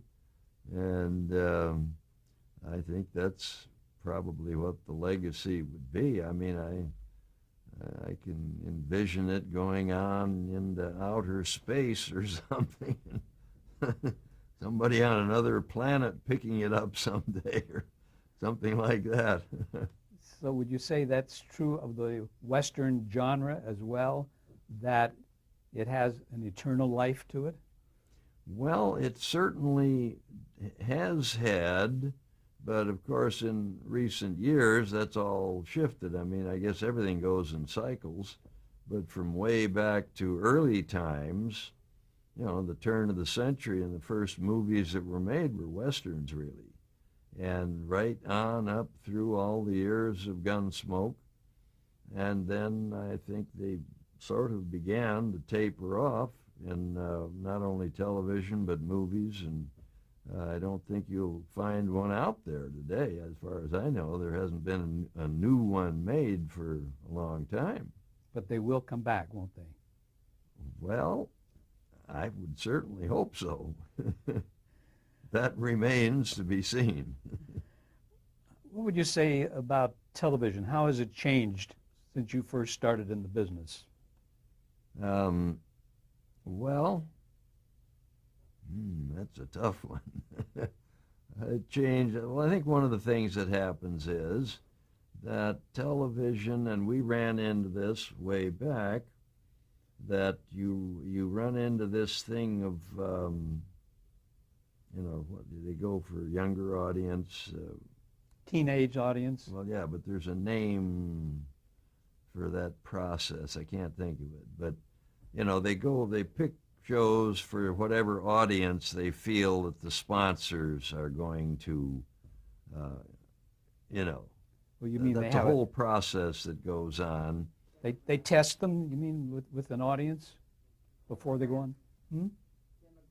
That's the word. That's Thank the word. you. The demographics, and they build shows around whatever audience demographically they feel that the sponsors want. That's, I think, really the bottom line. And as we see out there now in recent years, it's the major trend is toward comedies, comedic stuff, and that appeal, excuse me, that appeals to the younger age group, which I think they feel is what they want to go after. So that's what's out there now, but during the prime time network shows. But then, of course, thank God, there are many other stations now, cable stations and educational things, the History Channel and all kind, KECT, God bless them, they're so marvelous. And they ran just the other day, they had, this guy, what's his name? The great professor of Joseph Campbell. Oh, yes. Man, I just happened to tune into it, and it was absolutely fascinating to watch. It was on for 6 hours, and I had missed the first couple hours, but I sat there for 4 hours and watched it. And we'd seen him before in earlier years, but this particular 6 hours had never been aired before, and it was just before he died. So this whole 6 hours was out there unseen by anybody since he died, and it was, to me, fascinating. I mean, to listen to this man, he was an absolutely brilliant, you might say, philosopher or spiritual man. Well, KCET is an oasis, to speak. I mean, they do have marvelous programs. Yeah. What advice would you give to an aspiring actor, an up-and-coming actor? What would you tell him or her? Well, it would be funny, but of course, because I didn't follow my own advice there, I just felt always that I was, more than anything else, I was lucky. But I think you'd have to go with the age-old premise of really working hard and don't try to get ahead of yourself. Study till you become really good and continue along that path, to want to have any chance of making it. Or as Spencer Tracy used to say, learn your lines and hit your marks. Right. Did you have a mentor at all in your, I know that. Well, certainly Duke Wayne was, no question about that. Have you mentored anyone? Have you taken anyone under your wing? Well, I'd say probably, if anybody, would have been Bruce Boxleitner when we did, the McCahans, because number one, and the reason I wanted him in the part was because I felt just a natural sense of chemistry. I mean, if you see somebody on the screen, you either may be attracted to them and feel that you have a vibe with them or not. You might not like them. And I liked him, and he worked out, as it turned out, great in the character. And we went for those 3 years on McCahans and had a great time, and he's gone on and had a very, very good career through the years. I want to ask you about the book that you've written. You have an autobiography, don't you? Right. Yes, that came, actually there was a guy who was doing books on actors who had been in the service during World War II and all. And he had heard I'd been in the service, so he wrote a letter and wanted to come out and interview me, so he did. And then he said, have you ever thought about doing an autobiography? Which I guess people had asked me at various times, and I'd never felt, when I was busy doing other things particularly, but he said, well, let's give it a try. And so we started out, and I, not being a writer, the only thing I could do was to start out at the beginning, much like this, but put it all on a tape recorder. So Janet and I sat down, and I tried to go back as far as I could to when I was 5 years old in Minneapolis and just keep bringing it on through. And I think we spent about a year, or almost a year, on these tapes, you see. Lastly, I would like to ask you, Jim, how would you like to be remembered? Well, just as one of the luckiest guys that ever came through the business, that's all. Had a marvelous life. And we hope that it goes on and on and on for a long time. Well, thank you so much for your patience and well, for being here. And we really enjoyed it. Well, it's been my great pleasure, and I hope I haven't stumbled too much on some of these things, but been wonderful. I really enjoyed it. Okay, and you were wonderful. You are wonderful. Well, I thank you so much. Well, let's see. This is a picture of my brother Pete and I. This was taken out outside of Minneapolis. We obviously were both in the service, and I was back home after I got a big full-length plaster cast on my leg there. And Pete, I think, was on leave, and this was at somebody had a country home out by the Minnesota River, and we went out for a picnic that day. And so that's what that is. All right, this picture, as I think I mentioned in the taping, I did a play in a little theater, the Circle Theater, in Hollywood, and this was at the point where John Wayne's agent had come in and seen the play and invited me over to meet John Wayne, and that was the character that I was playing in this play. It was actually written by, that's interesting, I just thought of it. This was written by a guy by the name of Leonardo Bercovici, who was on the black list. And he'd been unable, he was he was a brilliant writer, but he had been zapped by that whole affair and couldn't get a job in movies or something, writing a script.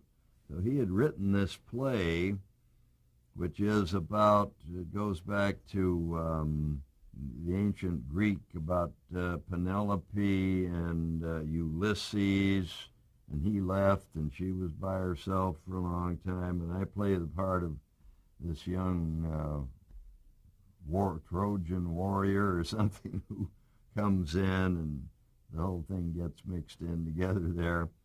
But anyway, that's what that was.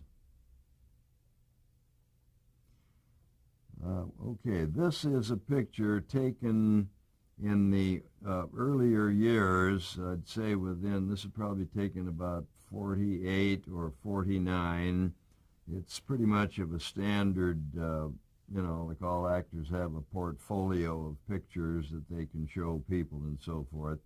And this is one of those, but it was back in the very early days there, and so that's what it was, part of my portfolio. All right, this picture is from The Farmer's Daughter, which was the first picture I did. That's Loretta Young in the center. And the other young guy there is Lex Barker, who went on later to play Tarzan, and then he eventually married Lana Turner. So that's that picture. This is obviously from The Thing. I played this monster from outer space in the movie The Thing. And one of the stories I remember is I had to go in several hours every day while this guy practiced on doing the makeup. I had these claw hands on, and we broke for lunch, and he and I went to the local drive-in, and I was driving, and the lady came out with the menu, and I reached up with one of those hands, and she completely freaked out and threw the menus down and ran back to the building. So we got quite a kick out of that. This, of course, is me as Matt Dillon, and it's in the early years of the show, I would say, maybe the first 3-4 years.